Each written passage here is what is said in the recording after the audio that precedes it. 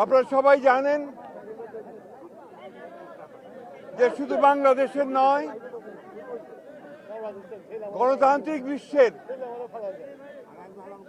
একজন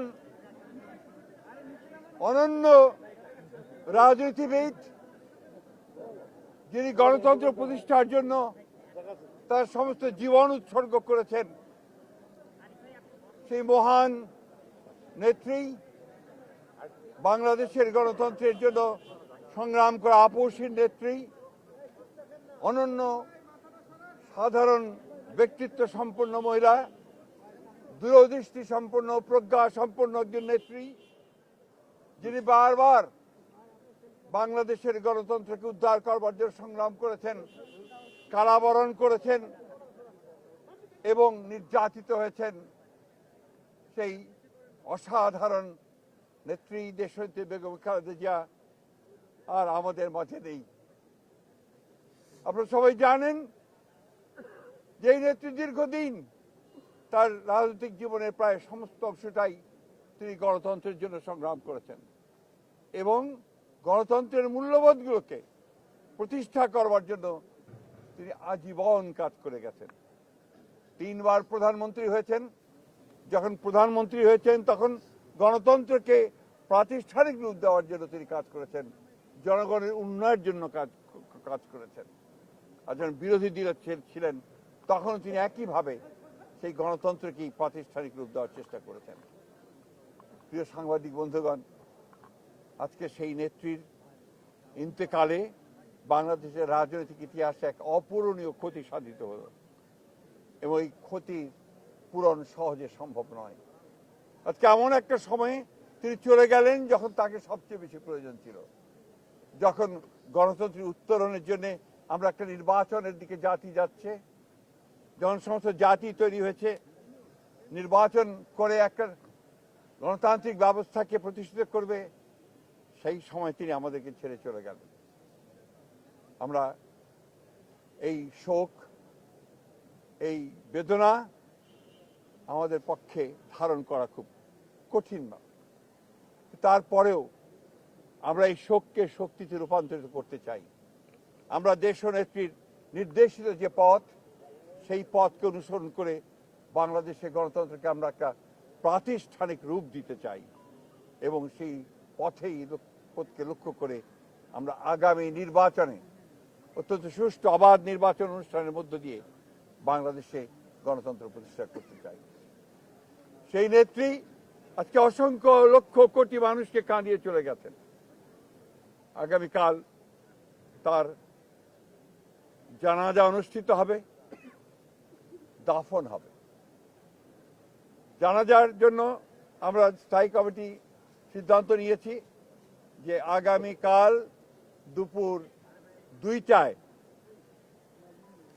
পার্লামেন্ট ভবনের দক্ষিণ প্লাজায় যে মাঠ এবং বাণিজ্য অ্যাভিনিউ, এই পুরো অংশ জুড়ে আমাদের নেত্রীর জানাজা অনুষ্ঠিত হবে। এই জানাজা পড়াবেন আমাদের জাতীয় মসজিদের খতিব অর্থাৎ বাইতুল মোকাররমের খতিব। আর এই জানাজায় যে সঞ্চালন করবেন, পুরো বিষয়টাকে যিনি সঞ্চালন করবেন, তিনি হচ্ছে আমাদের জাতীয় স্থায়ী কমিটির সদস্য জনাব নজরুল ইসলাম খান। এরপরে আমাদের স্বাধীনতার ঘোষক, বহুদলীয় গণতন্ত্রের প্রবর্তক, বাংলাদেশের আরেক কিংবদন্তির নেতা, যাকে রাখাল রাজা বলে এই দেশের মানুষ, তার মাজারে, তারই পাশে আমাদের এই মহান নেত্রীকে সমাধিস্থ করা হবে, দাফন করা হবে।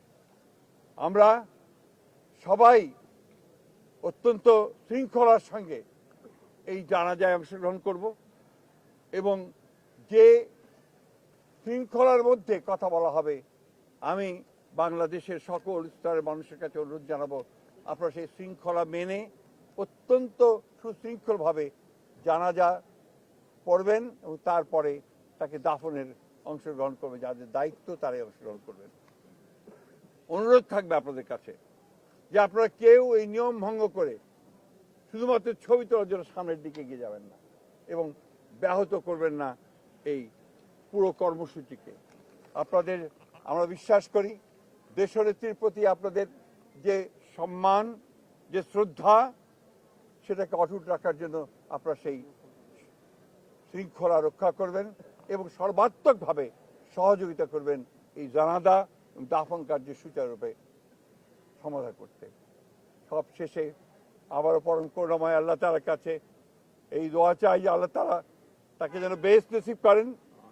আমাদের ভারপ্রাপ্ত চেয়ারম্যান জনাব তারেক রহমান, তার জ্যেষ্ঠ পুত্র, তাকে যেন তিনি সেই শক্তি দেন যে এই যে দায়িত্ব পালন করবার শক্তি যেন তাকে দেন এবং তার পরিবারকে সেই শক্তি দেন এই শোককে সহ্য করবার জন্য।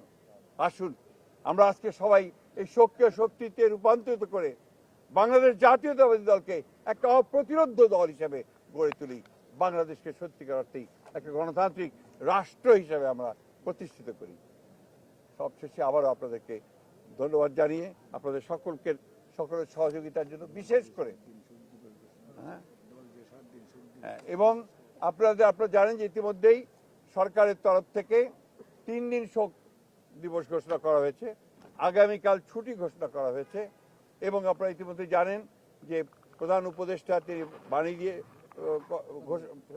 কথা বলেছেন, আপনাদের সামনে জাতির সামনে কথা বলেছেন এবং সেজন্য আমরা সর্বাত্মক সহযোগিতার জন্য আমরা সরকারকে ধন্যবাদ জানাচ্ছি। সেই সঙ্গে দলের পক্ষ থেকে আপনারা জানেন যে 7 দিনের শোক ঘোষণা করা হয়েছে। এই 7 দিন আমাদের কালো পতাকা আমরা ধারণ করব, কালো ব্যাজ ধারণ করব, পতাকা কালো পতাকা উঠবে প্রত্যেকটি কার্যালয়ের, আমাদের দলীয় কার্যালয়ে এবং প্রত্যেক কার্যালয়ে দোয়া পড়া হবে, কোরআন তেলাওয়াত হবে। এই বিষয়গুলো আপনারা সবাই পালন করবেন। আমরা আবারও সকলকে সহযোগিতা করার আহ্বান জানিয়ে আমরা আজকে শেষ করছি। আসসালামু আলাইকুম।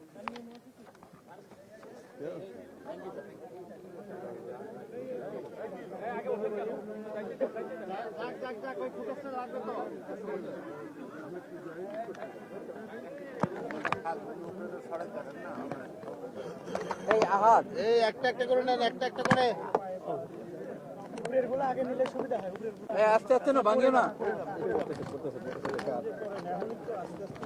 শারুল ভাই দেন তো ভাই, আমারটাই যে শারুল ভাই এই যে সবার আগে থ্যাংক ইউ। এত বড় দিনে জায়গা হয় এরকম কেন হয়? এই মনির